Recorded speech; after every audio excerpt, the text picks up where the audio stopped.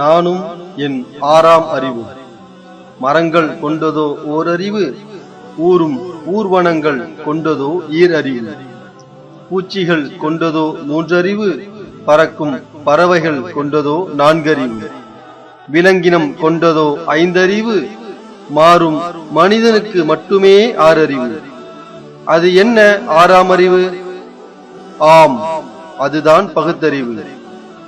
மற்றவைகள் இடமிருந்து நம்மை வேறுபடுத்தி காட்டிய ஆறாம் அறிவை பயன்படுத்துவோம் வாருங்கள். நாம் வாழும் பூமியின் மொத்த பரப்பளவு, அதாவது surface area 510 million kilometre square.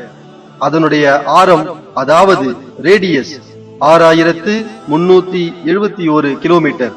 அதில் நீரால் சூழப்பட்ட பகுதியோ 71%, மீதம் 29% நிலப்பகுதிகளாகவே இருக்கின்றன.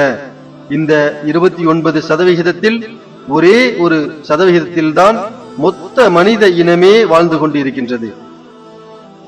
இதோ நீங்கள் பார்த்து கொண்டிருக்கும் படத்தில் பூமியை காட்டிலும் வெள்ளி, செவ்வாய், புதன் மற்றும் புளூட்டோ ஆகியவை சிறியதாக இருக்கின்றது. ஆனால் இப்பொழுது பார்க்கும் கோள்களின் அளவை ஒப்பிடும்போது பூமியானது கைப்பந்து போல் காட்சியளிக்கின்றது. மேலும் சூரியனோடு பூமியை ஒப்பிடும்போது பேனாவில் வைக்கும் ஒரு புள்ளி போல் இருக்கும். இன்னும் தெளிவாக சொல்ல வேண்டும் என்றால் 10 லட்சம் பூமிகளை சூரியனில் வைக்கலாம். வானில் மின்னுகின்ற நட்சத்திரங்களைப் போல சூரியனும் ஒரு நட்சத்திரம்தான். அது நாம் வாழும் பூமிக்கு அருகில் இருப்பதால் பெரிதாக தெரிகிறது. ஆனால் சூரியனை விட பல கோடி மடங்கு பெரிய நட்சத்திரங்கள் இப்பிரபஞ்சத்தில் உண்டு. அதை நாம் ஒப்பிட்டு பார்ப்போம் வாருங்கள். Sirius, Pollux, Arcturus, Rigel, Aldebaran, Betelgeuse, அன்டாரஸ்.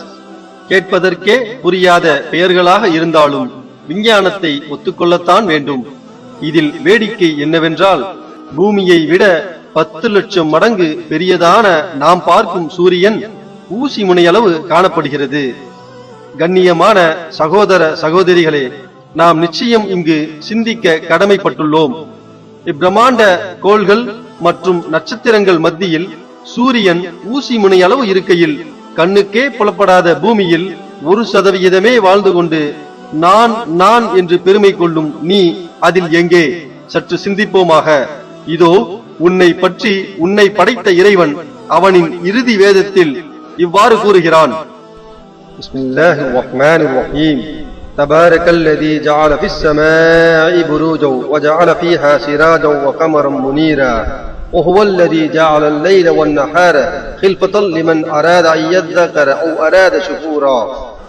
வான மண்டலத்தில் பல கிரகங்களை அமைத்து அவற்றிடையே ஒரு விளக்கை, சூரியனையும் பிரதிபலிக்கின்ற சந்திரனையும் உண்டாக்கினானே, அவனே பாக்கியமுள்ளவன். இன்னும் சிந்திக்க விரும்புவோருக்கு அல்லது நன்றி செலுத்த விரும்புபவருக்கு அவன்தான் இரவையும் பகலையும் அடுத்தடுத்து வருமாறு ஆக்கினான். சூரா அல் ஃபுர்கான் அத்தியாயம் 25 வசனங்கள் 61 மற்றும் 62. மேலும் இன்னொரு இடத்தில் இவ்வாறாக கூறுகிறான். அம்மன் ஜஅலல் அர்ல கராரன் வ ஜஅல ஹிலாலஹா அன்ஹாரன் வ ஜஅல லஹா ரவாசிய வ ஜஅல பைனல் பஹ்ரைன் ஹாஜிஸா அயிலாஹும் மஅல்லாஹ் பல் அக்ஸருஹும் லா யஅலமூன்.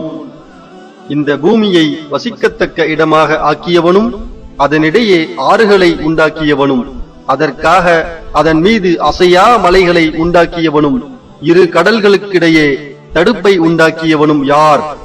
அல்லாஹுவுடன் வேறு கடவுளா? இல்லை. எனினும் அவர்களில் பெரும்பாலோர் அறியாதவர்களாகவே இருக்கின்றனர். சூரா அன்-நம்ல் அத்தியாயம் 27 வசனம் 61. அன்பிற்கினிய சகோதர சகோதரிகளே, விஞ்ஞானமும் அறிவியலும் சொன்னால் ஒப்புக்கொள்ளும் நாம் 1450 வருடங்கள் முன்பு எந்த ஒரு விஞ்ஞான வளர்ச்சியுமற்ற காலத்தில் எழுத படிக்க தெரியாத முஹம்மது நபி என்னும் மனிதர், இறைவன் அவர்களை பொருந்திக் கொள்வானாக, எவ்வாறு 20ஆம் நூற்றாண்டுக்கு பின் கண்டுபிடிக்கப்பட்ட விஞ்ஞான உண்மைகளை சொல்லி இருக்க முடியும்? மேலே ஒரு சில வசனங்களை குறிப்பிட்டு காட்டினோம். இது போன்று இன்னும் அல் குர்ஆனில் வானவியல், புவியியல், விலங்கியல், உயிரியல், இறையியல், கருவியல், வாழ்வியல் என அனைத்தும் அடங்கிய இவ்வேதத்தை படிப்பதில் அலட்சியம் காட்டுவது ஏன்? உங்களை படைத்த ஏக இறைவனை அறிந்து கொள்ள விருப்பமா? அர்த்தமற்ற வாழ்க்கையை அர்த்தமாக்கிக் கொள்ள விருப்பமா? இறைவனால் அருளப்பட்ட இறுதி வேதமாம் குர்ஆனை உங்கள் தாய்மொழியில் படிக்க விருப்பமா? எங்களை தொடர்பு கொள்ளுங்கள்.